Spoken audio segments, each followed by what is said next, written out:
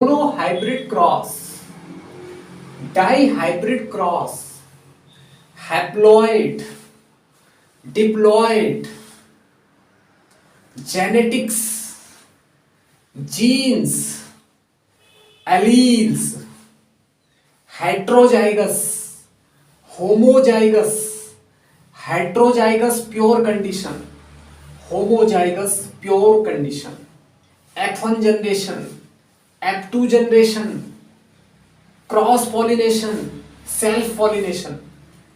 बच्चों, ये इस तरीके के टर्म्स हैं और इस तरीके की टर्मिनोलॉजी है जिसको बच्चे नहीं समझते हैं और उसको न समझने की वजह से वो इस चैप्टर को समझने में गलतियां करते रहते हैं।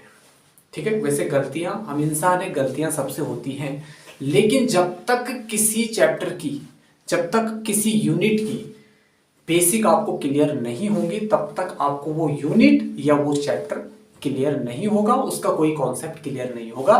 तो ये जितनी भी चीजें मैंने यहां पर आपको बताई ये आपको हो जाएगी आज क्रिस्टल क्लियर, क्योंकि मैं आपका हर एक कॉन्सेप्ट C4 कॉन्सेप्ट को C4 क्रिस्टल क्लियर करने जा रहा हूं और हेरिडिटी वाले चैप्टर को इस वन शॉट में कंप्लीट करने जा रहा हूं। तो ये जितने भी टर्म्स मैंने आपको बताए ये ऐसे टर्म्स हैं अगर जिनको आप नहीं समझोगे तो इस चैप्टर को आप कभी भी नहीं समझ सकते हो, कभी भी नहीं समझ सकते हो, क्योंकि इस चैप्टर में थोड़ा बहुत मैथमेटिक्स भी है। क्योंकि जो ग्रेगर जॉन मेंडल थे जिन्होंने पाइजम सेटाइवम पर अपना वर्क किया था, उन्होंने जेनेटिक्स के फील्ड में बहुत सारा काम किया, लेकिन वो बिलोंग करते थे मैथमेटिक्स से और फिजिक्स से। लेकिन जब उन्होंने बायो के फील्ड में ये काम किए, ये एक्सपेरिमेंट्स किए, तो फिर थोड़ा बहुत उन्होंने अपनी मैथमेटिक्स को भी क्या कर दिया, ऐड ऑन कर दिया। तो उसकी वजह से बच्चों को थोड़ा दिक्कत होती है इस चैप्टर को समझने के लिए, इस चैप्टर को समझने में। ठीक है, तो आज का चैप्टर एक एक पॉइंट, एक एक कॉन्सेप्ट मैं आपको यहां पर क्लियर करूंगा। और इससे पहले बायो के 10th बायो के जो 3 इंपॉर्टेंट चैप्टर है, life processes, control and coordination and how do organisms reproduce, ये तीनों चैप्टर को मैंने वन शॉट में कंप्लीट करा रखा है। तीनों चैप्टर्स की जो लिंक है वो डिस्क्रिप्शन में भी है। चैनल को विजिट कर करके, अंदर विजिट करके आप प्लेलिस्ट में भी देख सकते हैं, सबकी अलग अलग प्लेलिस्ट बनी हुई है, वहां से आप अपनी तैयारी को बहुत अच्छे से कर सकते हो और 95+ मार्क्स ऑब्टेन कर सकते हो। तो बिना समय गवाए, बिना टाइम को वेस्ट किए हम मूव करते हैं हर वक्त की तरह, हर टाइम की तरह अपनी इंटरेस्टिंग और फैंटास्टिक स्लाइड की तरफ। Let's get started. हेरिडिटी क्या होती है, इसका इंट्रोडक्शन हम देखेंगे। एक्वायर्ड और इनहेरिटेड ट्रेट्स के बारे में पढ़ेंगे और मेंडल्स कंट्रीब्यूशन, मेंडल ने कैसे हेरिडिटी में या इनहेरिटेंस में अपना कंट्रीब्यूशन दिया था, इन चीजों को हम डिटेल में समझेंगे। ये चैप्टर ज्यादा बड़ा नहीं है, मैं आपको बता दूं, सीबीएसई ने इस चैप्टर के एक पार्ट को तो हटा ही दिया है, इवोल्यूशन वाला पार्ट है, तो बच गया है आपके पास अब हेरिडिटी। 25-26 स्लाइड्स में ये चैप्टर हो जाएगा आपका फिनिश। आपको पेशेंस रख करके पूरा चैप्टर एंड तक देखना है और समझना है और साथ में नोट्स भी बनानी है। ठीक है ना, ध्यान रखें, नोट्स के लिए मैं आपको पहले प्रीफर करता हूं। तो हेरिडिटी के सामने मैंने यहां पर आपकी 3 डेफिनेशन लिखी है, जो भी आपको सुटेबल लगे, इजी लगे, उसको आप याद कर सकते हैं और अपने एग्जाम में लिख सकते हैं। ठीक है ना, बाकी आप चाहो तो अपनी लैंग्वेज में भी लिख सकते हो अगर आपको कॉन्सेप्चुअल क्लैरिटी हो गई तो। ठीक, तो हेरिडिटी क्या होती है? हेरिडिटी एक ऐसी प्रोसेस होती है ना, हेरिडिटी एक ऐसी प्रोसेस होती है जिसमें फिजिकल और मेंटल क्वालिटीज पास होती है पेरेंट्स से चाइल्ड तक। ठीक है ना, किससे? पेरेंट्स से चाइल्ड तक, माँ बाप से बच्चों तक कैरेक्टर्स का ट्रांसफर होना ही हेरिडिटी कहलाता है, इनहेरिटेंस कहलाता है। ज्यादा घुमा फिरा कर नहीं बोलना चाह रहा हूं मैं, सीधी सी बात है। पेरेंट्स के जो कैरेक्टर्स हैं वो ऑफस्प्रिंग तक समहाउ पहुंचते हैं। कैसे पहुंचते हैं उसी को तो हम इस चैप्टर में पढ़ेंगे। हाँ, इससे पहले मैं आपको एक चीज और बता दूं, अगर आपने रिप्रोडक्शन वाला चैप्टर नहीं पढ़ा है तो शायद ये चैप्टर आपको ज्यादा क्लियर ना हो। तो पहले आप रिप्रोडक्शन वाले चैप्टर की लिंक, पूरा एक शॉर्ट वाली लिंक जो है मैंने डिस्क्रिप्शन में दे रखी है, उस चैप्टर को मैंने बहुत इजी तरीके से समझा रखा है, एक शॉर्ट में 1-1.5 घंटे में कंप्लीट किया उस चैप्टर को। आप लिंक पर क्लिक करके वो चैप्टर भी देख सकते हैं, समझ सकते हैं। ठीक है ना, तो रिप्रोडक्शन के बारे में थोड़ा बहुत आपको आइडिया होना चाहिए। तो रिप्रोडक्शन के बाद पेरेंट्स से जो चाइल्ड तक कैरेक्टर्स आते हैं, ट्रेट्स आते हैं, उनको हम कहते हैं हेरिडिटी। तो हेरिडिटी क्या है? Heredity also called inheritance. Heredity को ही इनहेरिटेंस भी कहते हैं, या बायोलॉजिकल इनहेरिटेंस भी कहते हैं, is the passing of traits from parents to their offspring. ठीक है ना, पेरेंट्स से उसके ऑफस्प्रिंग तक ट्रेट्स का पहुंचना, ट्रेट्स मतलब कैरेक्टर्स का पहुंचना। अभी ट्रेट और कैरेक्टर में थोड़ा सा अंतर होता है, उसको मैं आगे की स्लाइड्स में क्लियर कर दूंगा। ठीक है, तो इन ट्रेट्स का, इन कैरेक्टर्स का पेरेंट्स से ऑफस्प्रिंग तक पहुंचना, संतान तक पहुंचने को हम क्या कहते हैं? हेरिडिटी कहते हैं। क्या कहते हैं? हेरिडिटी कहते हैं। या आप कह सकते हैं कि द ट्रांसमिशन ऑफ कैरेक्टर्स, और you can say the transmission of traits from one generation to the next generation is called heredity. एक जनरेशन से दूसरी जनरेशन तक जो कैरेक्टर्स जाते हैं, माँ बाप के गुण जो संतान तक पहुंचते हैं, उसको हम एक वर्ड में कह देते हैं हेरिडिटी। क्या कह देते हैं? हेरिडिटी कह देते हैं। अब देखो, जैसे यहां पर एक एग्जांपल है, ठीक है ना, इस साइड में ये क्या है? आपके गुणसूत्र है, ये क्रोमोसोम है। मैंने हिंदी में क्यों बोला गुणसूत्र? क्योंकि आप उससे ना थोड़ा लिंक कर सकते हो। गुण मतलब क्या? कैरेक्टर। सूत्र मतलब धागा। एक ऐसा धागा, एक ऐसा थ्रेड जिसके द्वारा कुछ गुण माँ बाप से कहां पहुंच रहे हैं? संतान तक पहुंच रहे हैं। माँ बाप से कहां पहुंच रहे हैं? संतान तक पहुंच रहे हैं, ऑफस्प्रिंग तक पहुंच रहे हैं, उसको हम कहते हैं क्रोमोसोम। तो क्रोमोसोम के थ्रू, या हम कह सकते हैं गुणसूत्रों के थ्रू, माँ बाप के जो कैरेक्टर्स हैं, ट्रेट्स हैं, वो संतान तक पहुंचते हैं। ये देखो छोटा सा डीएनए बना हुआ है, तो इनका डीएनए और इनका डीएनए, फादर का डीएनए, मदर का डीएनए मिल करके ऑफस्प्रिंग तक पहुंचा है। मतलब इनके कैरेक्टर भी और इनके कैरेक्टर भी, दोनों का जो मिक्सचर है ये है। तो इसको हम क्या कहते हैं? इसी को तो हम हेरिडिटी कहते हैं। तो ये सिंपल सा एग्जांपल है कि नहीं है? ठीक।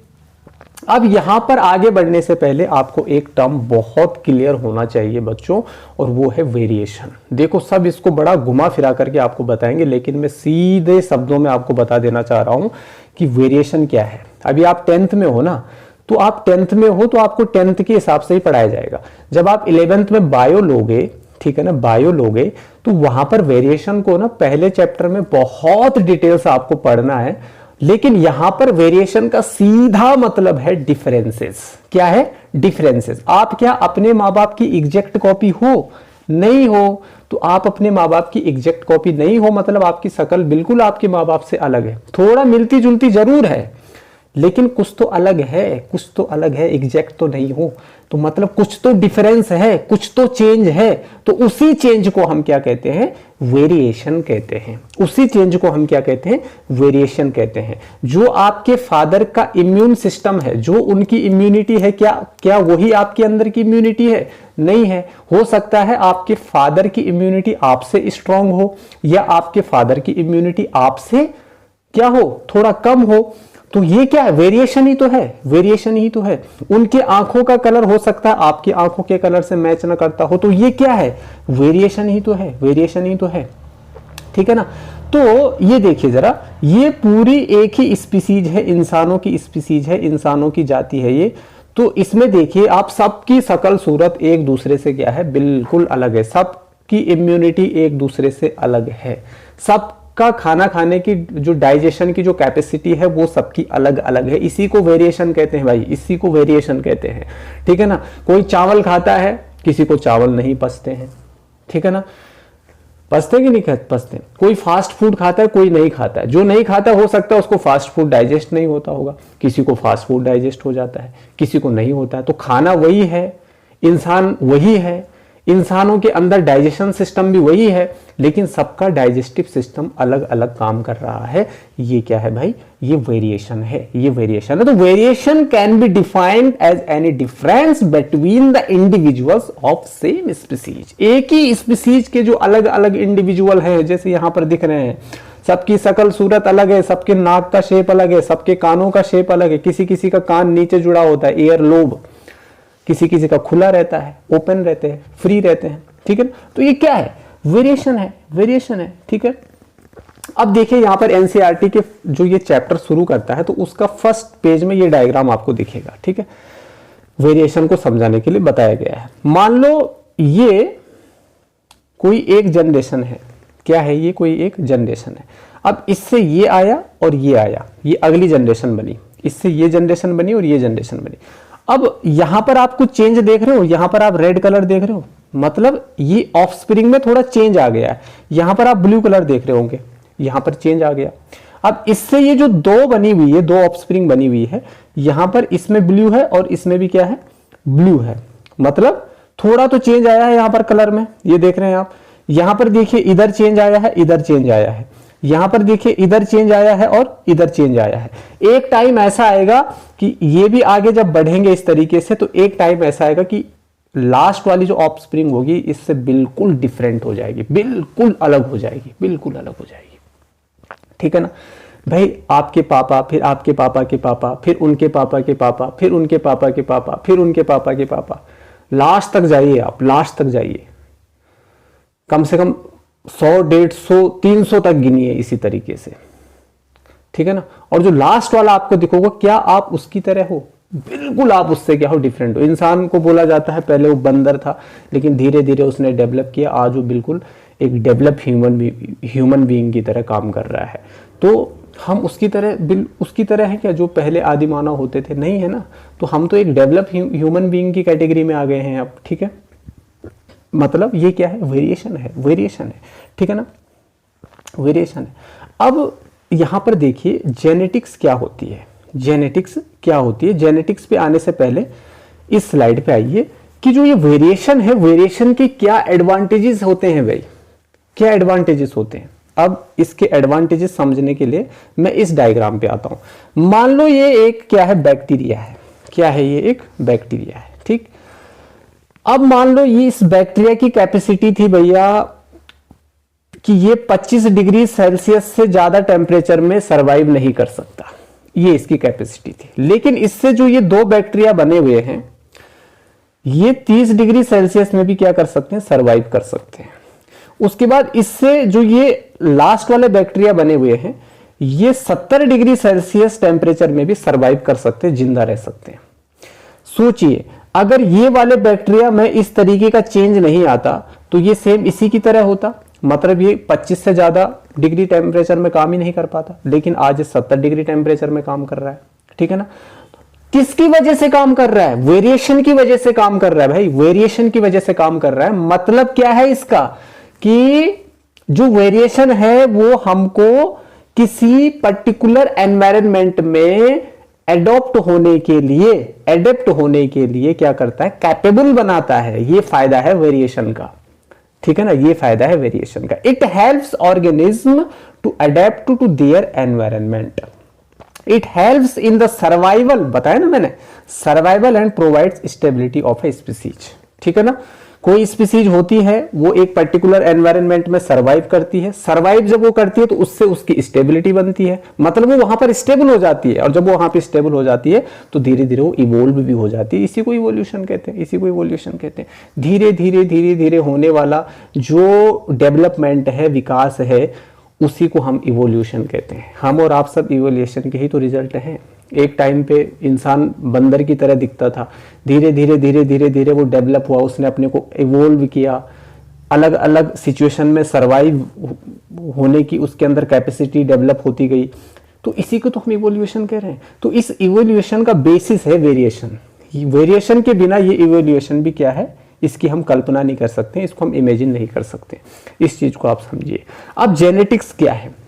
जेनेटिक्स एक ब्रांच है, जेनेटिक्स एक ब्रांच है बायोलॉजी की, जो किसके साथ डील करती है, हेरिडिटी की स्टडी के साथ डील करती है। हेरिडिटी मतलब इनहेरिटेंस, इनहेरिटेंस मतलब माँ बाप के कैरेक्टर्स का उसकी ऑफस्प्रिंग तक पहुंचना, parents to progeny, transferring of traits और characters from parents to progeny is known as heredity. ठीक है, ट्रांसमिशन ऑफ कैरेक्टर्स। ठीक, तो ट्रांसमिशन ऑफ कैरेक्टर्स यानी हेरिडिटी की जो स्टडी है, बायो की जिस ब्रांच के अंदर हेरिडिटी की स्टडी की जाती है उसको हम जेनेटिक्स कहते हैं। तो अभी आप बायो की कौन सी ब्रांच पढ़ रहे हो? अभी आप बायो की जेनेटिक्स वाली ब्रांच पढ़ रहे हो, क्योंकि आप इसके अंदर हेरिडिटी के बारे में पढ़ रहे हैं। Transmission of characters and variation is known as genetics. Genetics के जो फादर है वो है Gregor Johann Mendel. Gregor Johann Mendel, इनके बारे में डिटेल से पढ़ेंगे। फादर ऑफ जेनेटिक्स इनको कहा जाता है। लेकिन जेनेटिक टर्म्स को कॉइन किसने किया था? coined the terms genetics William Bateson. William Bateson वो साइंटिस्ट थे जिन्होंने जेनेटिक्स को जेनेटिक्स नाम दिया, लेकिन जेनेटिक्स के फील्ड में सबसे पहले काम शुरुआत किसने करी थी? ग्रेगर जॉन मेंडल ने करी थी, इसलिए इनको जेनेटिक्स के फादर कहा जाता है, father of genetics. Gregor John Mendel is known as father of genetics, ये पॉइंट आपको याद रखना है, ठीक है। अब inherited traits versus acquired traits, देखो क्लियर सी बात है भाई, मैं यहां पर आपको पहले समझा देता हूं, उसके बाद इसको रीड कर लेना आप, या फिर आप नोट कर लेना, स्क्रीनशॉट ले लेना, कुछ भी कर लेना, लेकिन कर लेना, ठीक है। Inherited traits versus acquired traits, ठीक है। इनहेरिटेड ट्रेट्स वो होते हैं, वो कैरेक्टर्स होते हैं जो आपको आपके माँ बाप से मिलते हैं, जैसे आपकी आईज का कलर, आपके बाल कैसे कर्ली हेयर हो सकते हैं, है ना, या स्ट्रेट हो सकते हैं इस तरीके से, या आपकी नाक का शेप, आपकी एयर लोब्स, ठीक है, आपकी हाइट, आपकी आवाज का थोड़ा मैच करना आपके पेरेंट्स से, ये इनहेरिटेड ट्रेट्स हैं जो सीधा आपको आपके पेरेंट्स से मिले। लेकिन एक्वायर्ड ट्रेट्स वो होते हैं जो जन्मजात नहीं होते हैं, जिनको जन्म लेने के बाद आप क्या करते हो? एक्वायर करते हो, धारण करते हो, उनको एक्वायर्ड ट्रेट्स कहते हैं। उनको क्या कहते हैं? एक्वायर्ड ट्रेट्स कहते हैं बच्चों, ठीक है। एक्वायर्ड ट्रेट्स का मतलब जो आपको आपके माँ बाप से नहीं मिले हैं। जैसे आपकी मम्मी, आपके पापा टीचर हैं, लेकिन आप बड़े होकर के डॉक्टर बन गए, आप टीचर नहीं बने, वो डॉक्टर की जो उपाधि है वो आपने खुद एक्वायर करी। आपके पेरेंट्स को हो सकता है ड्राइविंग आती है और आपको ड्राइविंग नहीं आती है, ठीक है ना, या उनको ड्राइविंग नहीं आती है लेकिन ड्राइविंग की जो आर्ट है वो आपने एक्वायर कर दी, वो आपको आपके माँ बाप से नहीं मिली। तो हो सकती है कुछ आर्ट्स आपके अंदर ऐसी हो सकती है जो आपके माँ बाप के अंदर नहीं है, वो आपकी एक्वायर्ड ट्रेट्स हैं, उनको आपने खुद एक्वायर किया। तो इनहेरिटेड ट्रेट्स का मतलब these traits can be inherited as well as transmitted to the next generation, ठीक है ना। एक जनरेशन से दूसरी जनरेशन में जो ट्रेट्स ट्रांसफर होते हैं उनको इनहेरिटेड ट्रेट्स कहते हैं। These traits are inherited from parents during reproduction. Reproduction के दौरान ये ट्रेट्स क्या होते हैं? पेरेंट्स से बच्चे तक जाते हैं। जैसे स्किन का कलर हो सकता है, आई का कलर हो सकता है, नोज का शेप हो सकता है, ईयर का शेप हो सकता है, फेस कट हो सकता है, आपकी हाइट हो सकती है, आपकी कलर कुछ भी हो सकता है, ये आपके इनहेरिटेड ट्रेट्स में आ जाता है। एक्वायर्ड ट्रेट्स में क्या आता है आपका? These traits are neither inherited nor transmitted to the next generation, ठीक है। ये इनहेरिट नहीं होते हैं भाई, ये एक जनरेशन से दूसरी जनरेशन में ट्रांसफर नहीं होते हैं, क्योंकि मैंने क्या कहा, इनको एक्वायर किया जाता है। These traits are acquired after birth, जन्म लेने के बाद इनको एक्वायर करता है बच्चा। एग्जाम्पल के तौर पर एक्वायरिंग वेट, जैसे बच्चे का वेट ज्यादा है, माँ बाप का वेट कम है, ऐसा भी देखा जाता है। माँ बाप के अंदर फैट ज्यादा है, बच्चे के अंदर कम है। माँ बाप के अंदर नॉलेज ज्यादा है, बच्चे के अंदर कम है। उनके अंदर कम है, बच्चे के अंदर ज्यादा है। ड्राइविंग स्किल्स, ये सारी क्या है? आपकी एक्वायर्ड ट्रेड्स हैं। तो इसको भी आप नोट कर लेना, बहुत इंपॉर्टेंट है ये, एग्जाम में सीधा पूछा जाता है, 2 मार्क्स का क्वेश्चन, ठीक है। अब कुछ इस चैप्टर में ना, ये जो जितने भी टर्म्स आपको दिख रहे हैं, बच्चे इनसे बड़े परेशान रहते हैं कि सर ये टर्म्स समझ में नहीं आ रहे हैं, तो चैप्टर कैसे समझ में आएगा? तो देखो, आप इन टर्म्स को समझ लीजिए, आपको ये चैप्टर बिल्कुल मक्खन लगेगा, फिर 1 मिनट में समझ जाओगे आप ये चैप्टर। जैसे डीएनए, उसमें डोमिनेंट क्रोमेटिन क्या होता है, क्रोमोजोम क्या होता है। बच्चे क्रोमेटिन और क्रोमोजोम में ही कंफ्यूज रहते हैं, उनके लिए क्रोमोजोम अलग है और डीएनए अलग है, उनके लिए क्रोमेटिन अलग है और डीएनए अलग है, ठीक है ना, क्योंकि कंसेप्चुअल क्लैरिटी नहीं है ना। तो अब आप इजोटी साइंस में आ गए तो आपको इन तीनों में डिफरेंस भी पता चल जाएगा, कोई दिक्कत नहीं है। जीन्स में बच्चे कंफ्यूज रहते हैं, वो जीन्स जिसको मेंडल ने फैक्टर कहा था, एलील, इसमें बच्चे कंफ्यूज रहते हैं। जीन और एलील में सबसे ज्यादा कंफ्यूज होते हैं बच्चे, ठीक है। डिप्लॉइड और हैप्लॉइड, बड़ा कंफ्यूजन है सर। डोमिनेंट एलील क्या होता है, डोमिनेंट ट्रेट क्या होता है, recessive allele, recessive trait, homozygous, pure condition, heterozygous, hybrid condition, क्या है ये, phenotype, genotype, monohybrid cross, dihybrid cross. बहुत डिफिकल्ट टर्मिनोलॉजी लगती है, लेकिन एक बार जब आप प्रैक्टिस कर लेते हो और इस तरीके के चैनल पर आकर के जब आप पढ़ाई करने लग जाते हो तो आपको कंसेप्चुअल, देखो कॉन्सेप्ट इज पावर। इस चैनल पर मैं आपको रटाने का काम नहीं करूंगा, एक बार कॉन्सेप्ट समझा दूंगा मैं आपको एग्जाम में अपनी लैंग्वेज में आंसर लिखना है। मैं ये नहीं कह रहा हूं जो डेफिनेशन मैंने लिखी हुई है उन्हीं डेफिनेशन को रटो और लिखो, नहीं। मैं आपको प्रीफर करता हूं फ्लो चार्ट्स, पैराग्राफ में प्रीफर नहीं करता हूं। फ्लो चार्ट्स में अपने आंसर को लिखिए, बहुत अच्छे मार्क्स आएंगे आपके, ठीक है। तो यहां पर ये जो टर्म्स है ना, ये टर्म्स में बच्चे क्या होते हैं, बहुत कंफ्यूज होते हैं, मैंने आपको पहले भी बता दिया था। तो ये देखिए आप, सबसे पहले डीएनए के बारे में देखिए। देखो भाई, डीएनए मैंने आपको रिप्रोडक्शन वाले चैप्टर में भी बताया था कि डीएनए की फुल फॉर्म होती है डीऑक्सीराइबोन्यूक्लिक एसिड। ये होता है एक जेनेटिक मटेरियल, माँ बाप से बच्चे में डीएनए आता है, और ये डीएनए वो माध्यम है, वो मीडियम है जिसके थ्रू कैरेक्टर्स कहां आते हैं, बच्चे तक आते हैं। अगर कैरेक्टर्स पैसेंजर हैं तो ये डीएनए उन पैसेंजर को लाने वाली गाड़ी है। आपके माँ बाप के जो गुण है वो गुण पैसेंजर्स हैं, और जो डीएनए ये गाड़ी है, इस गाड़ी में उन गुणों को भरा जाता है और फिर आपके अंदर लाया जाता है, आप डेस्टिनेशन हो, ऐसा समझ लीजिए। तो ये है डीएनए। तो डीएनए एक थ्रेड लाइक स्ट्रक्चर होता है which carries all the information about our characters. हमारे जितने भी कैरेक्टर्स हैं उन सब कैरेक्टर्स की इंफॉर्मेशन किसके अंदर होती है, डीएनए के अंदर होती है। बच्चों एक बात याद रखिए आप कि जो डीएनए होता है ना, अब देखो मदर से भी मिलता है और फादर से भी मिलता है। तो जो डीएनए मदर से मिलता है उसको कहते हैं मैटरनल डीएनए। क्या बोलते हैं उसको, मैटरनल डीएनए। लिख लीजिए, मैटरनल डीएनए बोलते हैं उसको जो मदर से मिलता है, और जो डीएनए फादर से मिलता है उसको बोलते हैं पैटर्नल। पी फॉर पापा, P for paternal, paternal, paternal deoxyribonucleic acid. तो जो मदर से मिलता है वो मैटरनल, जो फादर से मिलता है वो पैटर्नल डीएनए होता है। क्लियर है ना, क्लियर है।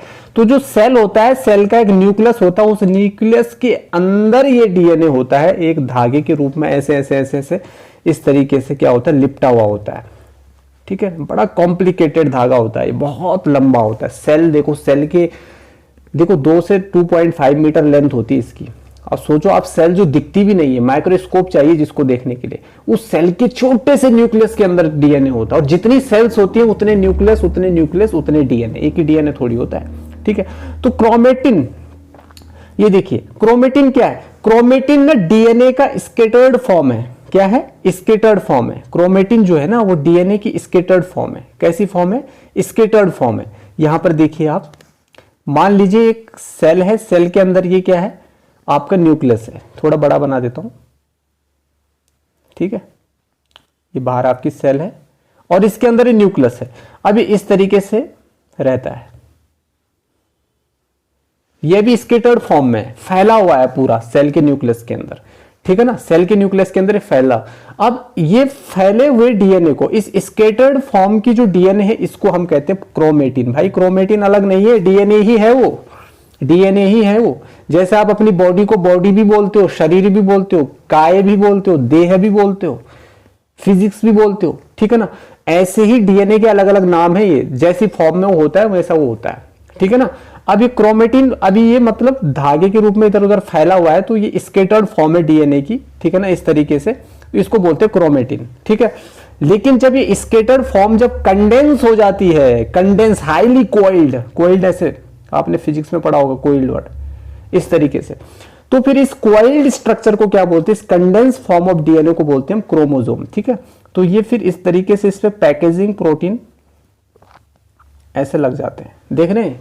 तो ये क्या बन गया, आपका क्रोमोसोम बन गया, ठीक है, कंडेंस हो गया नहीं।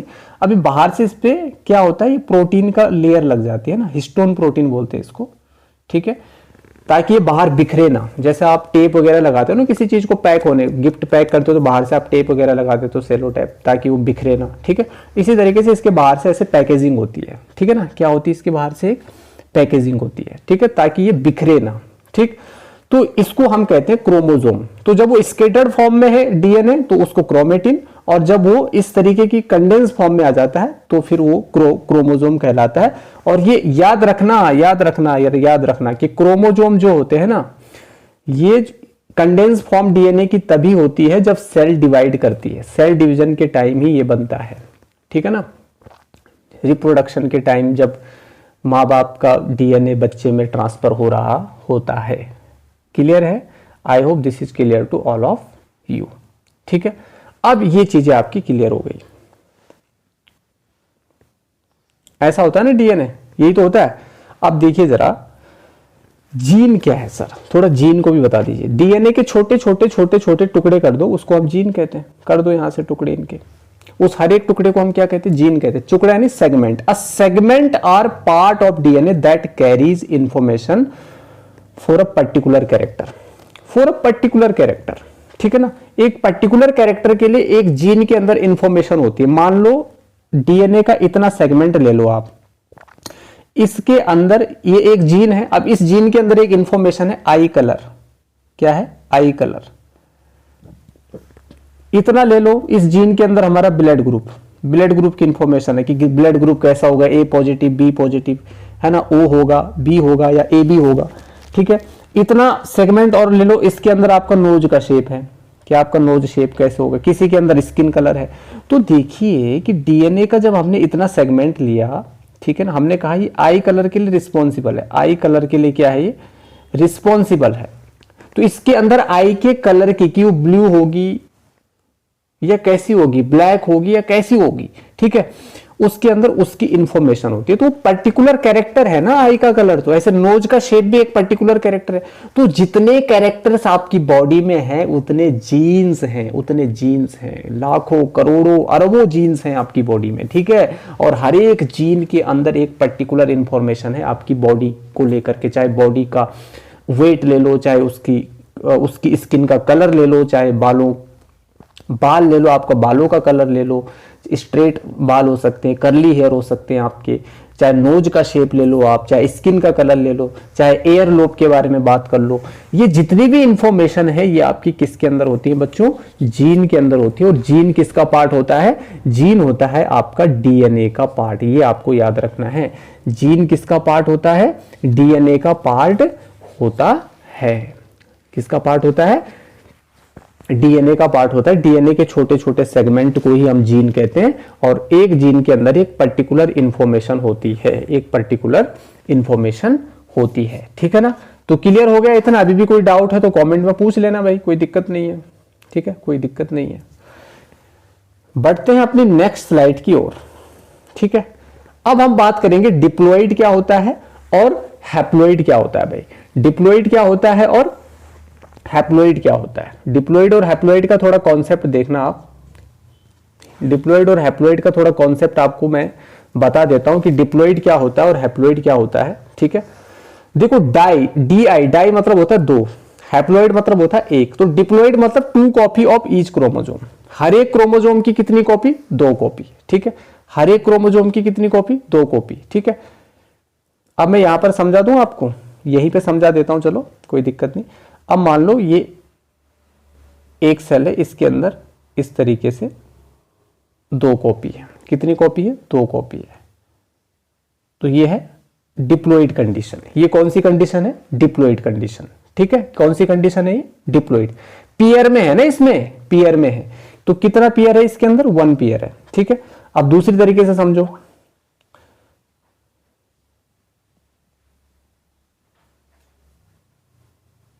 इसके अंदर कितने पेयर हैं? 1 पेयर, 2 पेयर, 3 पेयर। तो डिप्लॉइड कंडीशन में इसमें जी क्रोमोजोम की कितनी कॉपी है इसके अंदर? 3 कॉपी है ना, 1 है, 2 है और 3 है। लेकिन एक दूसरी कंडीशन क्या होती है? इस तरीके से 1 2 3। इसके अंदर 3 सिंगल क्रोमोजोम है। Chromosome number 1, chromosome number 2, chromosome number 3। Chromosome pair, copy number 1, copy number 2, copy number 3। इसमें 3 पेयर है, मतलब टोटल 6 है। और इसमें पेयर में नहीं है, टोटल 3 ही क्रोमोजोम है, क्योंकि वो सिंगल फॉर्म में। तो सिंगल फॉर्म मतलब हैप्लॉइड कंडीशन, और कॉपी वाली फॉर्म मतलब डबल, पेयर वाली फॉर्म मतलब डिप्लॉइड कंडीशन कहते हैं उसको। क्या कहते हैं उसको? डिप्लॉइड कंडीशन कहते हैं, डिप्लॉइड कंडीशन कहते हैं, ठीक है ना। ठीक, अब कौन सी सेल डिप्लॉइड होती है और कौन सी? तो डिप्लॉइड में देखो, diploid sales contain 2 complete sets. अब यहां पर 2n की बात कर रहा है, 2n, n मतलब नंबर, ठीक है। और यहां पर n की बात कर रहा है। तो n प्लस n मिलेगा तो क्या बनेगा आपका? 2n बनेगा। n plus n is equal to 2n। Clear है? थोड़ा मैथमेटिक्स भी है भैया इस चैप्टर में, क्योंकि मेंडल ने किया था ना, तो वो फिजिक्स से बिलोंग करते थे, है ना, फिजिसिस्ट थे वो, फिजिक्स और मैथमेटिक्स कि धुरंधर थे वो एक तरह से। तो उन्होंने जब बायो के फील्ड में काम किया तो बस अपना मैथ लगा दी, फिजिक्स लगा दी, और बायो के बच्चों के लिए थोड़ा टफ कर दिया पूरा मामला, ठीक है। तो यहाँ पर देखो n is equal to 2n, ठीक है। मतलब हैप्लोइड हैप्लोइड मिलेगा तो वो क्या बनेगा, डिप्लॉइड बनेगा। तो haploid sales contain only one set of chromosomes, ठीक है। अब जैसे भाई एक होती स्पर्म सेल और एक होती ओवम, रिप्रोडक्शन बताया था मैंने, इनके बीच में फ्यूजन होता है, फर्टिलाइजेशन होता है, तो उससे क्या बनता है भाई, जाइगोट बनता है, जाइगोट बनता है, ठीक है ना। अब एक क्रोमोजोम यहां से आएगा और एक क्रोमोजोम यहां से आएगा, तो ये जो स्पर्म सेल है, ओवम है, ये हैप्लोइड है ना, इसके अंदर तो एक एक क्रोमोजोम है, एक यहां से एक्स आएगा और यहां से एक्स आएगा या वाई आएगा, ठीक है, यही तो आएगा इस जाइगोट के अंदर। तो ये जाइगोट जो है इसके अंदर क्रोमोजोम के कितने सेट हो जाएंगे, 2 सेट हो जाएंगे, मतलब ये क्या बन जाएगा, डिप्लॉइड बन जाएगा। मतलब यहां से भी n आया, यहां से भी n आया, तो यहां क्या बना आपका 2n। तो n मतलब हैप्लोइड, हैप्लोइड, 2n मतलब डिप्लॉइड, डिप्लॉइड। क्लियर है। तो haploid single copy of each chromosomes, haploid sales contain only one set of chromosomes, एक सेट ऑफ क्रोमोजोम के बने हैं, ठीक है। अब यहां पर देखिए वही चीज है, सिंगल सिंगल सिंगल सिंगल, कितने सिंगल हैं भाई, 4 सिंगल हैं। सिंगल सिंगल सिंगल सिंगल, कितने सिंगल हैं भाई, 4 सिंगल है। मतलब हैप्लोइड है, हैप्लोइड है, n number n number, n plus n is equal to बन गया आपका 2n। मतलब एक यहां से उठा, एक रेड यहां से उठा, तो इसने बनाया एक पेयर। फिर एक यहां से उठा, दूसरा यहां से उठा, तो इसने बनाया दूसरा पेयर। फिर एक यहां से आया, एक यहां से आया, दोनों फ्यूज हुए, इसने बनाया ये वाला पेयर जो मैंने अभी बताया आपको, n plus n is equal to 2n, ठीक है। तो haploid haploid diploid diploid, haploid haploid diploid diploid, haploid single single set of chromosome, diploid copy of chromosome. Clear है, पेयर में आ गया उसमें क्रोमोजोम, ठीक है। क्या इसमें दिक्कत।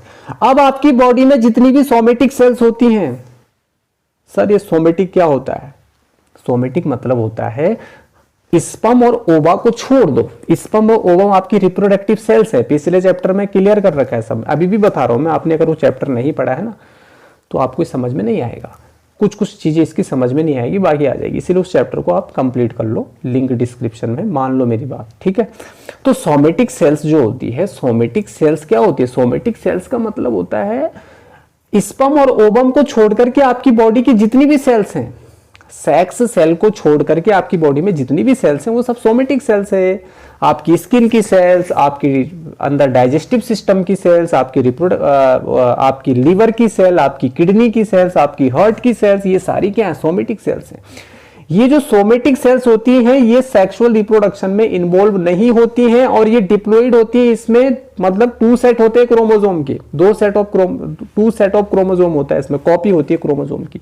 तो सोमेटिक सेल जो होती है मतलब जो रिप्रोडक्शन में इन्वॉल्वमेंट नहीं होता है, जिनका उनको सोमेटिक सेल्स कहते हैं, वो डिप्लॉइड सेल्स होती है। डिप्लॉइड क्या होता है, पिछली स्लाइड में पढ़ाया मैंने, इससे पहली वाली, ठीक है। अब जो गैमेट्स होते हैं, गैमेट्स मतलब मेल की बात करें, स्पर्म फीमेल की बात करें तो एग, इनका इन्वॉल्वमेंट होता है सेक्सुअल रिप्रोडक्शन में, इनके बिना सेक्सुअल रिप्रोडक्शन नहीं होता है भाई, ठीक है ना। सेक्सुअल रिप्रोडक्शन स्पर्म और एग के फ्यूजन से ही होता है, दोनों मिलते हैं तो fertilization will take place and then zygote will form, ठीक है ना। जाइगोट फॉर्म होता है एंड देन एम्ब्रियो बनता है, एम्ब्रियो से फीटस बनता है और उसी से फिर लास्ट में बेबी बन करके, बच्चा बन करके पैदा होता है। क्लियर है ना। तो इन्वॉल्वमेंट इन सेक्सुअल रिप्रोडक्शन ये हैप्लोइड सेल्स होती हैं। क्या होती है, ये हैप्लोइड सेल्स होती हैं, ठीक।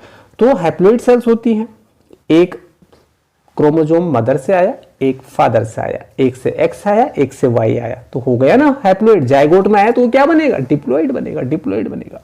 तो स्पर्म एंड ओवम ये क्या होती है, हैप्लोइड होती है। लेकिन इनसे जो जाइगोट बनता है वो क्या होता है बच्चों, डिप्लॉइड होता है। क्या होता है, डिप्लॉइड होता है। I hope this is clear to all of you. Sir अब एलील की बात करिए, जीन भी समझ आ गया, डीएनए भी समझ आ गया, डिप्लॉइड भी समझ आ गया, हैप्लोइड भी समझ आ गया।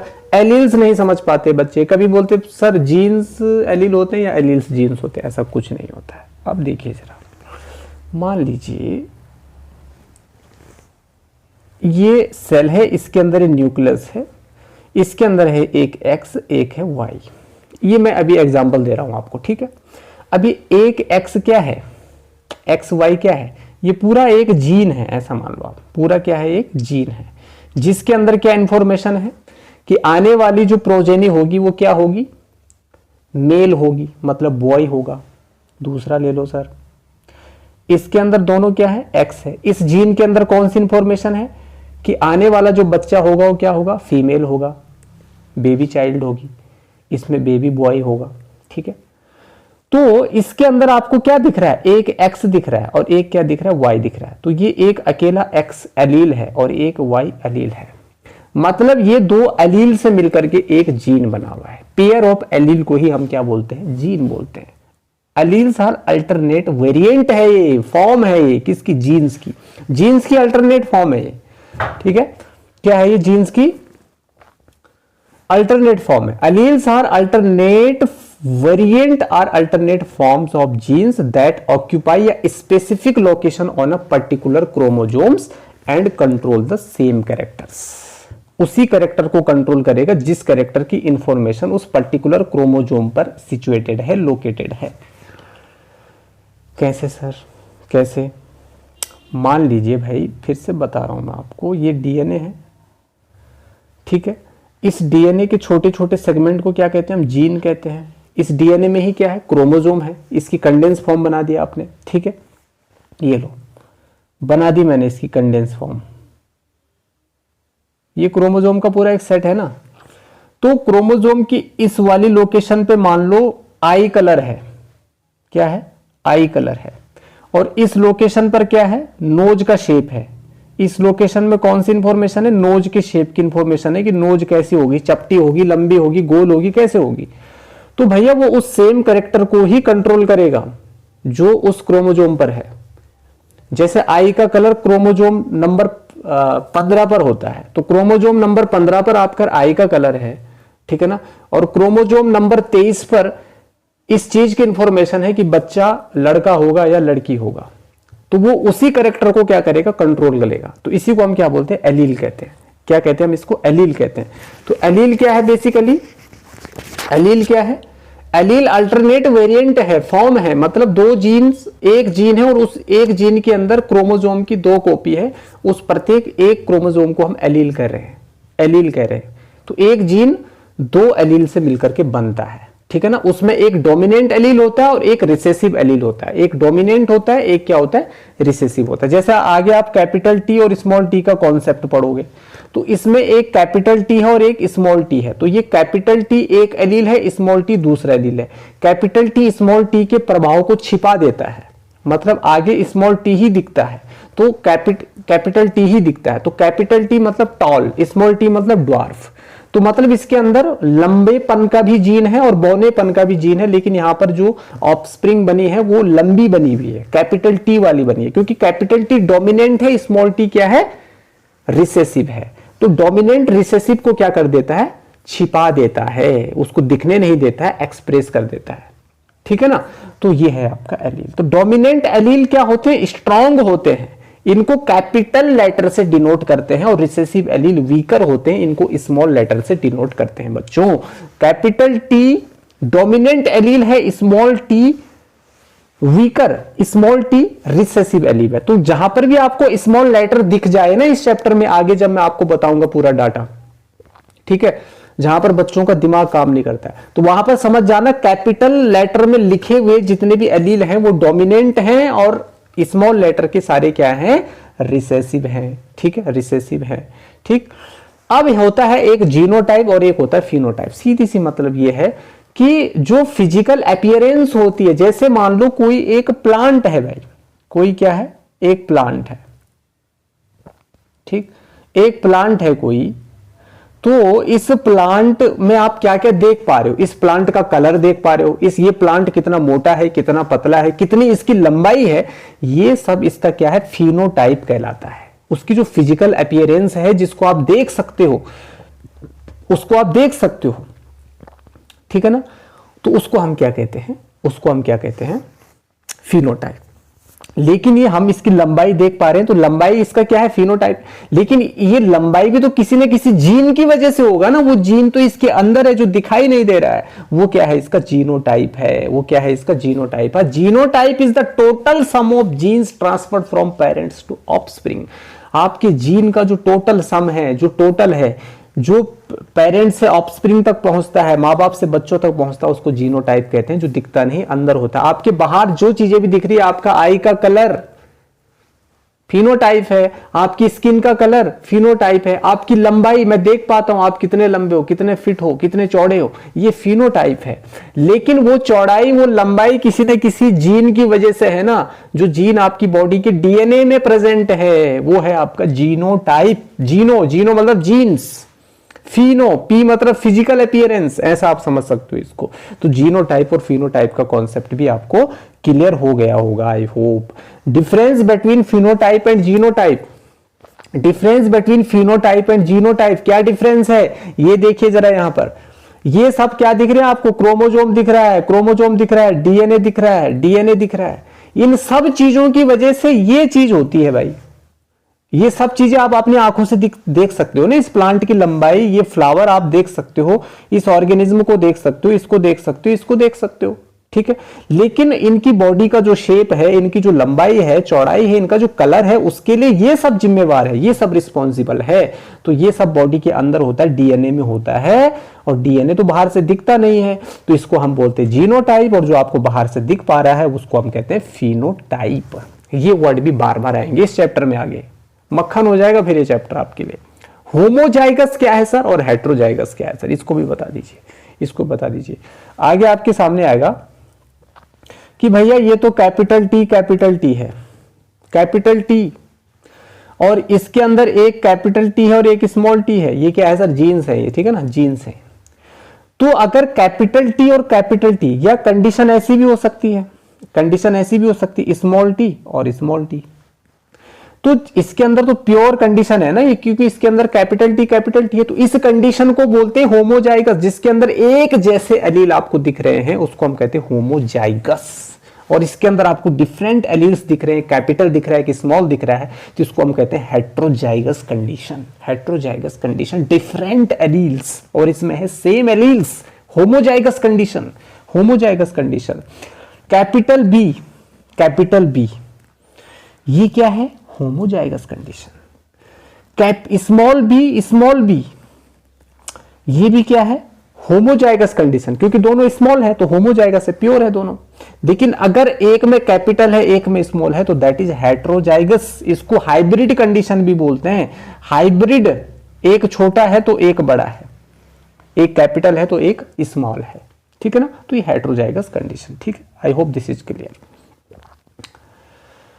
अब ग्रेगर जोहन मेंडल, सबसे पहले नमस्ते करिए इनको, क्योंकि इनकी वजह से ही आपको इतने डिफिकल्ट टर्म्स से गुजरना पड़ रहा है। लेकिन ये जो काम कर गए ना, ये इतनी ग्रेट पर्सनैलिटी थी मैं कहूंगा बायो की, कि ये जो काम कर गए, बस इनका दुर्भाग्य यही रहा कि ये अपने काम की तारीफ नहीं सुन पाए अपनी आंखों से। इनको नहीं पता चल पाया कि मेरा काम आगे जाकर के इतना फेमस होगा, ये अपने फेम को नहीं देख पाए, क्योंकि ये उससे पहले ही क्या हो गए थे, डेथ कर गए थे, डेथ हो गई थी इनकी, ठीक है ना। तो 1822 में इनका जन्म होता है और 1884 में इस दुनिया से जाते हैं। ऑस्ट्रेलियन मॉन्क थे ये, ठीक है ना, होते ना मॉन्क, ठीक। और इन्होंने बहुत सारा एक्सपेरिमेंट किया एक प्लांट पर, उस प्लांट का नाम है पी प्लांट, मटर के पौधे पर इन्होंने एक्सपेरिमेंट किया अपने, ठीक है ना। और ही thought that heritable factors retained there individuality generation after generation. उन्होंने, जिसको हम जीन कह रहे हैं ना, उस समय तो जीन के बारे में पता नहीं था इनको, क्योंकि ये तो फिजिक्स और मैथ के बारे में ज्यादा जानते थे। तो इन्होंने उसको पर्टिकुलर नाम दे दिया कि कोई फैक्टर होता है, तो उस फैक्टर को ही बाद में चल करके हमने क्या नाम दिया, जीन्स नाम दिया, ठीक है ना। तो फिर क्या हुआ कि इन्होंने बहुत सारे एक्सपेरिमेंट किए, ठीक है ना, और एक्सपेरिमेंट करके बहुत सारे रिजल्ट्स भी निकाले। तो ग्रेगर जॉन मेंडल जो है, इन्होंने क्या क्या किया, इसको हम अब इस चैप्टर में बेसिकली पढ़ेंगे। तो बहुत तेजी से यहां से चलेगा, क्योंकि जो बेसिक टर्मिनोलॉजी मैंने आपकी क्लियर कर ली, ठीक है। देखोगे वन शॉट में हो रहा है पूरा चैप्टर कंप्लीट, ये भी तो देखिए आप, ठीक है। तो ग्रेगर मेंडल जो थे, इनको मॉडर्न जेनेटिक्स का फादर कहा जाता है, जेनेटिक्स का फादर कहा जाता है ग्रेगर जॉन मेंडल को बच्चों, ठीक है। ये मैंने पहले बता दिया था। मेंडल एंड हिज कंट्रीब्यूशन, क्या कंट्रीब्यूशन दिया मेंडल ने, मेंडल भाई साहब ने क्या कंट्रीब्यूशन दिया जरा बताइए आप।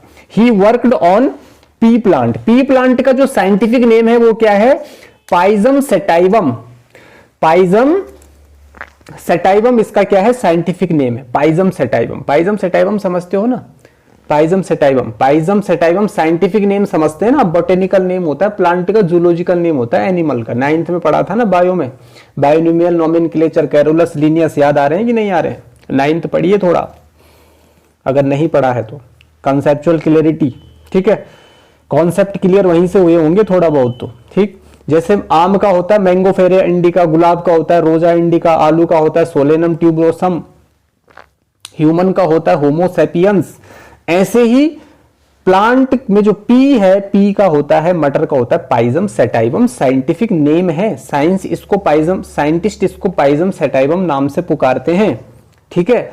तो इन्होंने ही proposed 3 laws of inheritance. Inheritance का मतलब होता है हेरिडिटी, और हेरिडिटी का मतलब होता है transmitted traits from parents to generation.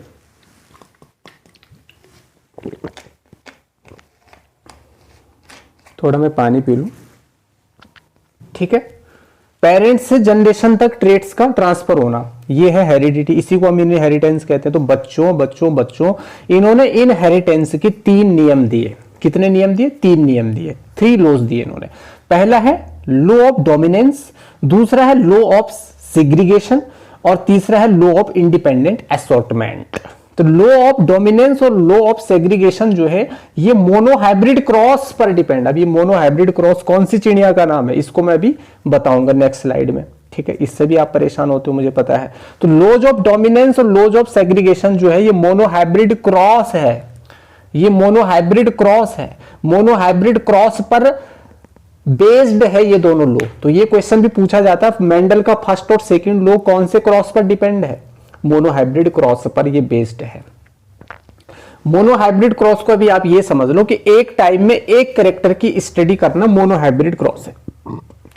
लेकिन डाईहाइब्रिड क्रॉस का मतलब आप ये समझिए कि एक टाइम में जब 2 कैरेक्टर्स को एक साथ स्टडी किया जाता है तो उसको डाईहाइब्रिड क्रॉस कहते हैं। अभी आगे और डिटेल से बताऊंगा। तो laws of independent assortment based on dihybrid cross, dihybrid cross. अब भैया 7 contrasting characters of pea plants used by Mendel. Mendel ने पी प्लांट के ना 7 कैरेक्टर्स लिए और इन 7 कैरेक्टर्स को लेकर के फिर उसने उस पर स्टडी करी। 7 कॉन्ट्रास्टिंग कैरेक्टर में, कॉन्ट्रास्टिंग का मतलब होता है जैसे पी का शेप है तो शेप में उसने क्या लिया, एक राउंड लिया तो उसका कॉन्ट्रास्ट कैरेक्टर हो गया रिंकल्ड। येलो तो येलो का कॉन्ट्रास्ट कैरेक्टर हो गया ग्रीन, ठीक है ना। सीड का शेप एक कैरेक्टर है। अब यहीं पर मैं आपको कैरेक्टर और ट्रेट्स का कॉन्सेप्ट क्लियर करूंगा। कैरेक्टर और ट्रेट्स क्या होते हैं? टीचर्स आपको बताएंगे कि भैया दोनों एक ही होते हैं, लेकिन मैं आपको बता रहा हूं दोनों एक नहीं होते, दोनों अलग होते हैं, ठीक है। अगर आपने बायो को डेप्थ में पढ़े हुए ना, जब आप बड़ी क्लासेस में जाओगे तो वहां क्लियर होती हैं ये चीजें। ट्रेट्स अलग होता है और कैरेक्टर अलग होता है। 10th में इतनी डीप बात आपको कोई नहीं बताएगा, अभी समझ लीजिए 11th 12th में दिक्कत नहीं आएगी। ट्रेट का मतलब अलग होता है, ट्रेट अलग होता है और कैरेक्टर अलग होता है भाई, ये समझ लीजिए आप। 10th तक आपको ये बताया जाता है ना कि भैया ट्रेट, बच्चों ट्रेट और कैरेक्टर का मतलब अभी आप एक ही समझ लीजिए, क्योंकि उनको पता है 11th 12th में थोड़ा क्लियरिटी आएगी आपको, लेकिन मैं भी आपको बता देता हूं, ज्यादा बड़ा कॉन्सेप्ट नहीं है, ठीक है। शेप, प्लांट का शेप एक कैरेक्टर है, लेकिन उस सीड का शेप या तो गोल होगा या तो झुर्रीदार होगा, रिंकल होगा, ये ट्रेट है, ट्रेट है। उसका जो कलर है, कलर एक कैरेक्टर है, लेकिन कलर में भी कौन सी वैरायटी है, येलो है या ग्रीन है। सीड का कलर येलो है या ग्रीन है तो उसका येलो और ग्रीन होना उसका ट्रेट है। सीड का कोट कलर जो है मतलब बाहर का कलर कलर्ड है और व्हाइट है, ठीक है ना, कलर्ड है या व्हाइट है, तो ये उसका क्या हो गया, ट्रेट हो गया, ठीक। पोड, पोड का मतलब होता है बाहर का जो छिलका होता है मटर का, उसको पोड कहते हैं। वो इनफ्लेटेड है, ये इस तरीके से गोल गोल है, कंस्ट्रक्टेड है, इस तरीके से होते हैं ना कई मटर। पोड का जो कलर है वो ग्रीन है या येलो है, तो ग्रीन या येलो उसका ट्रेट हो गया, कलर उसका क्या हो गया, कैरेक्टर हो गया। पोजीशन उसका कैरेक्टर हो गया, लेकिन पोजीशन में भी वो एक्सिलरी पोजीशन में रह रहा है या टर्मिनल पोजीशन में रह रहा है। तो जब फ्लावर इस तरीके से, मान लो ये प्लांट का पौधा है, तो फ्लावर अगर यहां पर आ रहा है इस तरीके से, तो इसको कहते हैं एक्सियल पोजीशन। लेकिन फ्लावर अगर उसकी लास्ट में आ रहा है, इस तरीके से लास्ट में आ रहा है, टिप पे आ रहा है, तो उसको कहते हैं उसकी टर्मिनल पोजीशन। और उसकी स्टेम की लेंथ एक कैरेक्टर है, और वो स्टेम लॉन्ग भी हो सकता है, शॉर्ट भी हो सकता है, मतलब टॉल ड्वार्फ दोनों हो सकता है, तो उसके ट्रेट हो गए। तो आई होप आपको कैरेक्टर और ट्रेट्स भी यहीं पर मैंने खत्म कर दिए, ठीक है। तो देखो कॉन्ट्रास्टिंग, 7 कॉन्ट्रास्टिंग कैरेक्टर उसने लिए थे, वो आपकी स्क्रीन पर आपको दिख रहे होंगे। अब आ गया जी आपका favourite monohybrid cross. Monohybrid cross बच्चों, ये मोनोहाइब्रिड क्रॉस किसको कहते हैं? मैंने क्या बोला? It is a cross in which only one character is studied at time. एक टाइम में एक ही कैरेक्टर की स्टडी की थी जब मेंडल ने, तो उसको कहा उसने मोनोहाइब्रिड क्रॉस। मोनो का मतलब होता है एक, केमिस्ट्री में पढ़ा है ना, मोनो एक, डाई 2, ट्राई 3, टेट्रा 4, पेंटा 5, हेक्सा 6, हेप्टा 7, ऑक्टा 8, नोना 9, डेका 10। तो मोनो का मतलब एक, मोनोहाइब्रिड क्रॉस, एक बार में एक कैरेक्टर की study. In his first monohybrid cross, Mendel crossed a pure breed tall plant and a pure breed dwarf plant. उसने एक प्योर ब्रीड टॉल प्लांट का बीज लिया और एक ड्वार्फ प्लांट के बीज लिए, और उसने उन बीजों को एक क्यारी में बोया। उन बीजों को एक क्यारी में बोया। अब देखिए यहां पे एक देख, पहले बता चुका हूं ना मैं आपको, गैमीट्स हैं यहां पर, ये पेरेंटल जनरेशन, ये पेरेंट प्लांट है दोनों। तो एक उसने लंबा पौधा लिया, एक उसने बौना पौधा लिया। लंबे पौधे के जीन्स दिखा रखे कैपिटल टी। देखो कैपिटल का मतलब टॉल हो गया, स्मॉल का मतलब ड्वार्फ हो गया, ये समझ गए ना आप। तो भैया जब इन दोनों प्लांट्स के बीच में उसने क्रॉस कराया, क्रॉस पॉलिनेशन कराया। अब ये पॉलिनेशन क्या है सर? रिप्रोडक्शन वाले चैप्टर में जाओ, वहां पर पढ़ो सेल्फ पॉलिनेशन और क्रॉस पॉलिनेशन मैंने पढ़ाया है जब मैं फ्लावरिंग प्लांट्स में आपको रिप्रोडक्शन पढ़ा रहा था, रिप्रोडक्शन इन फ्लावरिंग प्लांट्स। उसकी अलग अलग वीडियोस भी पड़ी हुई, प्लेलिस्ट में देख लेना आप, ठीक। तो ये जो गैमीट्स है ना, ये गैमीट्स क्या कर रहे हैं? आपस में मिल रहे हैं। कैपिटल टी यहां से आ रहा है आपका, स्मॉल टी यहां से आ रहा है आपका कैपिटल टी। कैपिटल टी यहां से आ रहा है स्मॉल टी। तो यहां से ऊपर से आया कैपिटल टी और इधर से आया स्मॉल टी, तो क्या बना? Capital T small T. Capital T small T. देखो हो क्या रहा है यहां पर, ये लंबा पौधा है, ये बौना पौधा है। जब इनने इन दोनों पौधों को मिक्स कराया, इन दोनों के बीच में जब फर्टिलाइजेशन कराया, तो नेक्स्ट जनरेशन जिसको कहते हैं F1 जनरेशन, क्या कहते हैं उसको? F1 generation. तो उस F1 जनरेशन में सारे प्लांट उसको क्या दिखे? टॉल दिखे। तो उसका दिमाग खराब हो गया कि मैंने तो ड्वार्फ प्लांट के जीन्स भी डाले थे, वो ड्वार्फ प्लांट कहां चला गया? उसको तो सारे लंबे पौधे ही दिख रहे हैं F1 पीढ़ी में, F1 जनरेशन में। तो फिर उसने उनके बीच में क्या कराया? मेटिंग कराया। मेटिंग मतलब यहां पर क्या हो गया? दोनों को मिश्रित किया, दोनों का समायोजन किया, दोनों के बीच में फर्टिलाइजेशन हुआ, दोनों के बीच में क्रॉस कराया, F1 और F1 के बीच में। क्योंकि F1 में तो सारे प्लांट उसको कैसे नजर, देखो एक बौना प्लांट था, एक बौने प्लांट के बीज भी थे उसमें और लंबे प्लांट के बीज भी थे।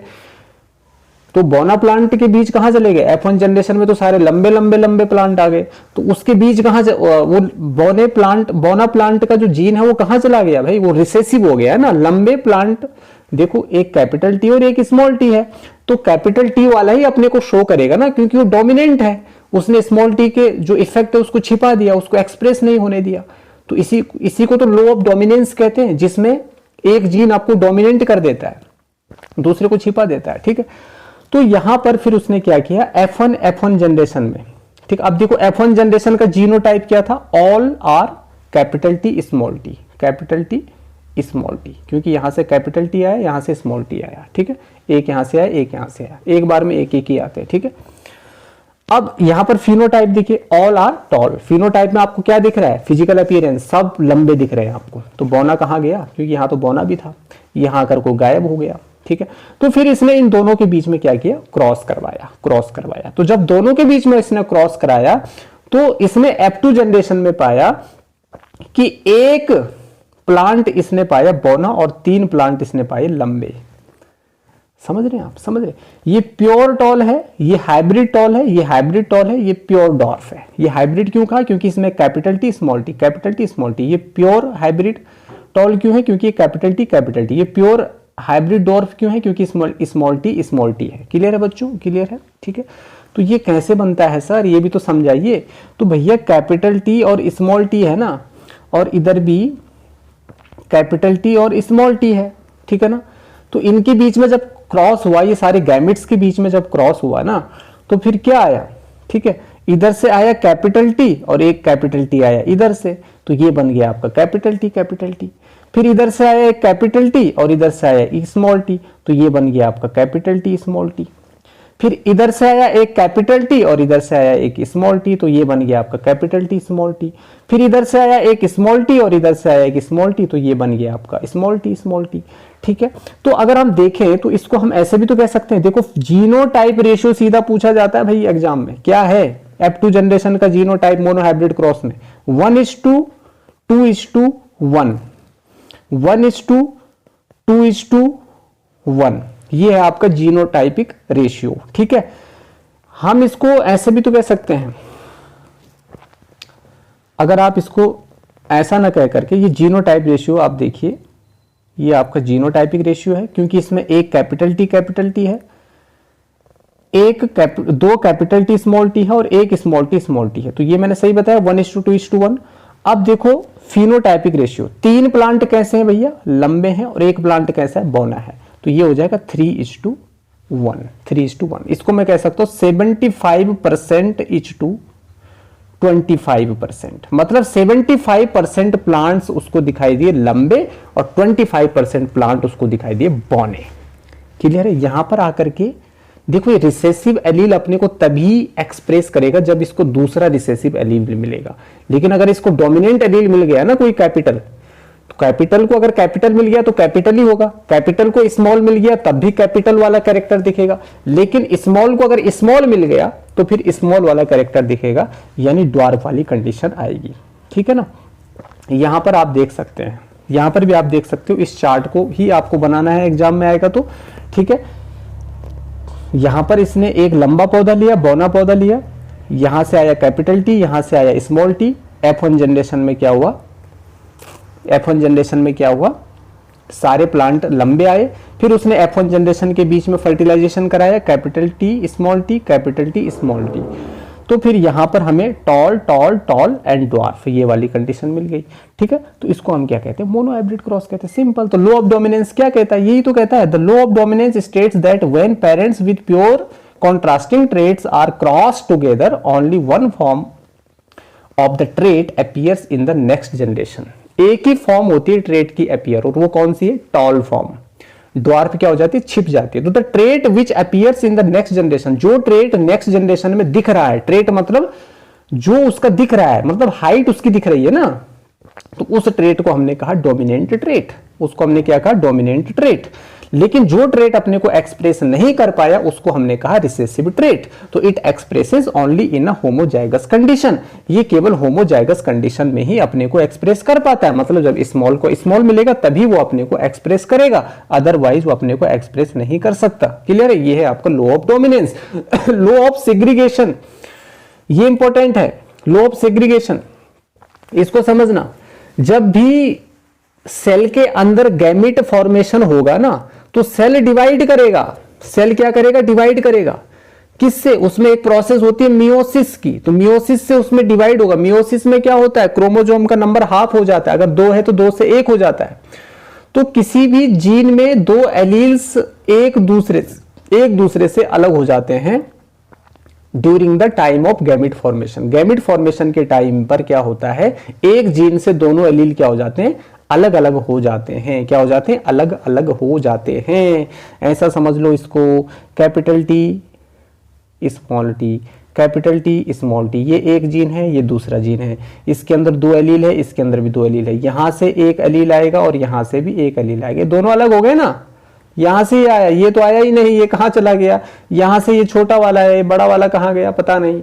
तो ये है आपका during the formation of gamete each gene separates, हर एक जीन सेपरेट हो जाता है फ्रॉम ईच अदर, एक दूसरे से, so that each gamete carries only 1 allele for each gene. तो law of segregation is the second law of inheritance, ये इनहेरिटेंस का दूसरा नियम है बच्चों, ये भी मोनोहाइब्रिड क्रॉस पर ही डिपेंड करता है, जो मैंने आपको पढ़ा दिया। ठीक है, अब है आपका dihybrid cross. Di di di di मतलब दो, डाई मतलब दो, डाई मतलब दो, dihybrid cross, it is a cross in which inheritance of two characters is studied, जिसमें एक टाइम में दो कैरेक्टर्स स्टडी किए जाते हैं। देखो ये चैप्टर बोरिंग नहीं है, इसको इंटरेस्टिंग बनाना पड़ता है, इस तरीके से इसको पढ़ाना पड़ता है, इस तरीके से पढ़ना भी पड़ता है।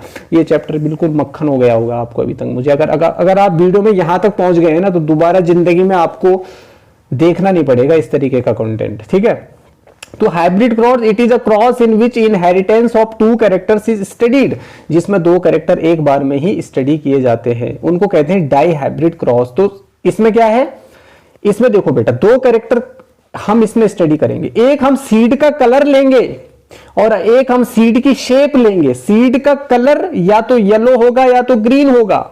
अगर वो येलो है तो वो डोमिनेंट होगा, अगर वो ग्रीन है तो वो रिसेसिव होगा।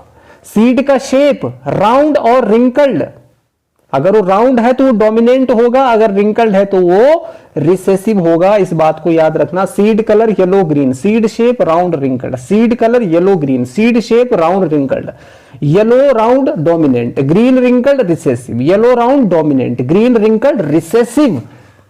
ये है आपका डाई हाइब्रिड क्रॉस, ये आपका डाई हाइब्रिड क्रॉस, ये है आपका डाई हाइब्रिड क्रॉस। क्लियर है, वैसे ही समझना है आपको। F1 जनरेशन में देखो देखो देखो देखो, यहां पर क्या है, सीड का colour yellow green, capital Y yellow. तो येलो के साथ उसने क्या लिया, राउंड शीड लिए, येलो कलर के साथ yellow colour round seed. Round seed का कलर कैसा है, येलो है। ये देखो green colour wrinkle seed, green colour wrinkle seed, दोनों के बीच में क्रॉस हुआ तो यहां से आया वाई, यहां से आया स्मॉल वाई। ठीक है, यहां से कैपिटल वाई आया, यहां से स्मॉल वाई आया, यहां से कैपिटल आर आया, यहां से स्मॉल आर आया। तो क्या मिला उसको भाई, गैमेट फॉर्म हेटेरोजाइगस पेरेंट। ठीक है, अब देखो ये F1 जनरेशन हो गई, F1 जनरेशन हो गई, F1 जनरेशन का फिनोटाइप हो गया, दिख रहा है आपको। ठीक है, तो यहां पर डोमिनेंट क्या दिख रहा है आपको, कैपिटल वाई। कैपिटल वाई क्या है, येलो है। ठीक है, और कैपिटल आर क्या है, राउंड है। तो मतलब ये येलो और राउंड वाले जो प्लांट थे उसको मिले, राउंड सीड वाले जो प्लांट थे उसको मिले। तो यहां पर एक प्लेट स्क्वायर बनाया गया है। अब इसको बनाने का तरीका आप देख लीजिए, यहां पर समझ लीजिए इसको बनाने का तरीका। ठीक है, यहीं पर बना देता हूं। ये एक प्लेट स्क्वायर बना। ठीक है, इसमें आपको 1 2 3 लाइन खींचनी है। ठीक है, 1 2 3 इधर भी खींचनी है। ठीक है, अब इस साइड में आपको क्या करना है, गैमेट्स फ्रॉम हेटेरोजाइगस पेरेंट। इधर आपको गैमेट्स लिखने हैं और इधर भी आपको गैमेट्स लिखने हैं। तो कैपिटल वाई और कैपिटल आर लिख दिया आपने यहां पर भी आपको कैपिटल वाई कैपिटल आर लिखना है। Capital Y yellow, capital R round, small Y green और स्मॉल आर रिंकल्ड। ठीक है ना, क्लियर है ये कॉन्सेप्ट, कैपिटल वाई कैपिटल। अब आपको क्या करना है, यहां से देखना है कैपिटल वाई, तो यहां पर कैपिटल वाई है ना, कैपिटल वाई उठाया मैंने, मैं यहां पर बता देता हूं, क्लियर हो जाएगा। इस वाले बॉक्स को देखो, यहां से मैंने कैपिटल वाई उठाया, फिर एक कैपिटल वाई मैंने ऊपर से उठाया, फिर इधर से मैंने कैपिटल आर उठाया, फिर ऊपर से मैंने एक कैपिटल आर उठाया। तो ये बन गया आपका capital Y capital R capital R. तो ये क्या है, पूरा ही डोमिनेंट है भाई, पूरा ही डोमिनेंट है। येलो है और राउंड है, येलो है और राउंड है, और प्योर है, एकदम प्योर कैपिटल का मिक्सचर है इसमें। ठीक है, ऐसे इसमें देखिए, इधर से मैं क्या उठाऊंगा, कैपिटल वाई उठाऊंगा, और इधर से मैं क्या उठाऊंगा, देखो भाई इधर से मैं क्या उठाऊंगा, स्मॉल वाई उठाऊंगा। ठीक है ना, तो इसका एक बार इससे होगा, दूसरी बार इससे होगा ना। फिर इधर से मैं क्या उठाऊंगा, इधर से क्या उठाऊंगा, मैं कैपिटल आर उठाऊंगा, और इधर से भी क्या उठाऊंगा, कैपिटल आर उठाऊंगा। कैपिटल का डोमिनेंस चल रहा है भाई, राज कैपिटल का चल रहा है, तो राउंड येलो ही होगा, राउंड येलो ही होगा। ठीक है, अब इसका इसके साथ करो, तो कैपिटल वाई उठाया मैंने, यहां से कैपिटल वाई उठाया, और यहां से मैं क्या करूंगा, यहां से भी मैं कैपिटल वाई उठाऊंगा। ठीक है, फिर यहां से कैपिटल आर उठाऊंगा, और यहां से मैं क्या उठाऊंगा, स्मॉल आर उठाऊंगा। तो बन गया, क्लियर हो गया, क्लियर हो गया। ठीक। अब देखिए इस वाले को फिर आपको इसके साथ करना है। कैपिटल वाई उठाया, इधर से स्मॉल वाई उठाया, देख रहे हो आप स्मॉल वाई यहां पर, ठीक है। फिर मैं क्या करूंगा, कैपिटल वाई स्मॉल वाई हो गया, यहां से फिर मैं कैपिटल आर उठाऊंगा और इधर से फिर मैं स्मॉल आर उठाऊंगा। कैपिटल दिख रहा है, केवल यहां पर है स्मॉल स्मॉल का डोमिनेंट चल रहा है, यहां पर राज चल रहा है, इसलिए यहां पर एक बौना मतलब एक कैसा दिखता है, रिंकल्ड और ग्रीन दिखता है। तो ग्रीन कलर और रिंकल शेप वाला जितना भी आपको दिख रहा है ये सब क्या है बच्चों, ठीक है। तो इस तरीके से आपको फिर इसके साथ चलना है, ठीक है ना। तो इसको भी आपको पहले इसके साथ क्रॉस करना है, फिर इसके साथ, फिर इसके साथ, फिर इसके साथ, फिर ये चलेगा, फिर ये इस तरीके से चलेगा, ठीक है। जैसे मतलब मैं यहां पर आपको एग्जांपल दे देता हूं, जैसे मैं ये वाला कर रहा हूं, तो यहां से देखो कैपिटल हमेशा पहले आता है। अब आप बोलोगे सर यहां पे तो स्मॉल लिखा हुआ है यहां पे, ठीक है, लेकिन आपको पहले कैपिटल ही उठाना है एट एनी कॉस्ट, उसके बाद ही आपको स्मॉल उठाना है। स्मॉल वाई यहां से उठा दिया, ठीक है। अब यहां पर स्मॉल आर है, लेकिन यहां पर कैपिटल आर पहले उठाओगे, फिर यहां से आप स्मॉल आर उठाओगे। तो capital Y small Y capital R small R, ठीक है। इस तरीके से आपको इसको करना है। तो इसका जो फिनोटिपिक रेशियो बना वो बना 9:3:3:3:1, 9:3:3:1, ठीक है ना। अब देखो 9 क्या है, येलो और राउंड शेप के जो सीड है वो क्या है, 9 है, ठीक है ना। देखो ये येलो राउंड 2 3 4 5 6 7 8 9, ये 9 हो गए। 3 आपके क्या हो गए, ग्रीन और रिंकल, ग्रीन और क्या हो गए, येलो हो गए, ये हो गया 1 2 और 3, ठीक है ना। रिंकल्ड और ग्रीन देखिए, रिंकल्ड और येलो में क्या आ रहा है, 1 2 और 3 रिंकल्ड और येलो, और रिंकल्ड और ग्रीन केवल आपका एक ही बन रहा है और वो है आपका ये, तो 3:1, ठीक है। तो 9:3:3:1 ये बन गया आपका फिनोटिपिक रेशियो, फिनोटिपिक रेशियो, ठीक है। तो ये है आपका dihybrid cross, dihybrid cross. I hope this is clear to all of you, ठीक है। अभी भी आपका कोई डाउट है तो आप बता देना, ठीक है, कोई दिक्कत नहीं, वैसे डाउट आपका क्लियर हो गया होगा, ठीक है। तो एक दो बार बनाने से, प्रैक्टिस करने से, लिखने से ये चीजें क्लियर हो जाएगी, केवल देखने से ही नहीं होगा। थोड़ा हल्का सा कॉम्प्लिकेटेड होता है लेकिन चीजें आपको समझ में आ जाती हैं धीरे धीरे करके, टाइम लगता है हर चीज को सीखने में, ठीक है। अब लॉ ऑफ इंडिपेंडेंट असॉर्टमेंट इसी पर तो डिपेंड कर रहा है भाई। क्या कहता है लॉ ऑफ इंडिपेंडेंट असॉर्टमेंट, भाई 2 कैरेक्टर है ना सीड के, यहां पर सीड के 2 कैरेक्टर है ना, यहां पर कितने कैरेक्टर है सीड के, 2 हैं, एक सीड का कलर है, एक सीड का शेप है, ये 2 कैरेक्टर है सीड के।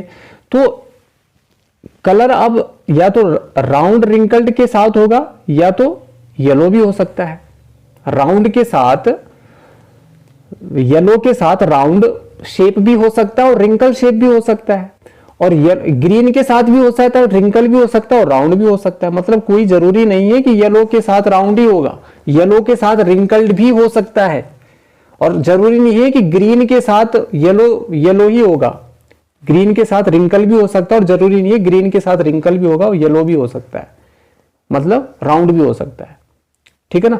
तो रिंकल के साथ कोई भी कलर हो सकता है, रिंकल्ड शेप के साथ, ऐसे राउंड शेप के साथ भी कोई भी कलर हो सकता है। लॉ ऑफ इंडिपेंडेंट असॉर्टमेंट इसी को कहते हैं। एलील्स ऑफ टू और more different genes get assorted into gametes independently of one another.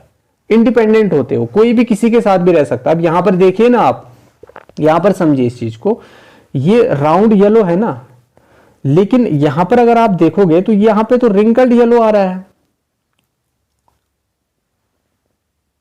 यहां पे रिंकल्ड येलो आ रहा है, ठीक है ना। तो ऐसा जरूरी नहीं है कि राउंड के साथ येलो ही येलो आएगा, राउंड के साथ इस तरीके से ग्रीन भी आ सकता है, ठीक है। तो इसको कहते हैं थर्ड लॉ ऑफ इनहेरिटेंस या हेरिडिटी। तो ये तीनों लॉ कंप्लीट हो गए। अब इस चैप्टर का सबसे लास्ट पार्ट बच जाता है सेक्स डिटर्मिनेशन। सेक्स डिटर्मिनेशन क्या कहता है, देखो जो ह्यूमन हो, सेक्स मतलब हो गया यहां पर जेंडर, मेल या फीमेल, ठीक है। तो 46 क्रोमोजोम होते हैं, मतलब 23 पेयर होते हैं क्रोमोजोम के ह्यूमन बीइंग में, ठीक है। अब 46 में क्रोमोजोम को भी 2 पार्ट पे डिवाइड किया, एक होता है ऑटोजोम्स, एक होता है एलोजोम्स। तो ऑटोसोम्स जो होते हैं ना, जितने भी 22 पेयर्स होते हैं जो कि सेक्स डिटरमिनेशन में इन्वॉल्व नहीं होते हैं उनको कहते हैं हम ऑटोजोम्स। मतलब ऐसे क्रोमोजोम जो आपकी आई कलर के लिए रिस्पॉन्सिबल हो सकते हैं, बालों के लिए हो सकते हैं, स्किन कलर के हो सकते हैं, हाइट के लिए रिस्पॉन्सिबल हो सकते हैं, वो सब ऑटोसोम है। लेकिन जो सेक्स के लिए निर्धारित हैं, डिटरमाइंड हैं, वो सब आपकी क्या है, सेक्स क्रोमोजोम है, जो केवल एक पेयर में होता है, केवल एक पेयर में। 22 पेयर कौन से होते हैं, मतलब 22 पेयर मतलब टोटल 44, 22 जोड़े मतलब टोटल 44।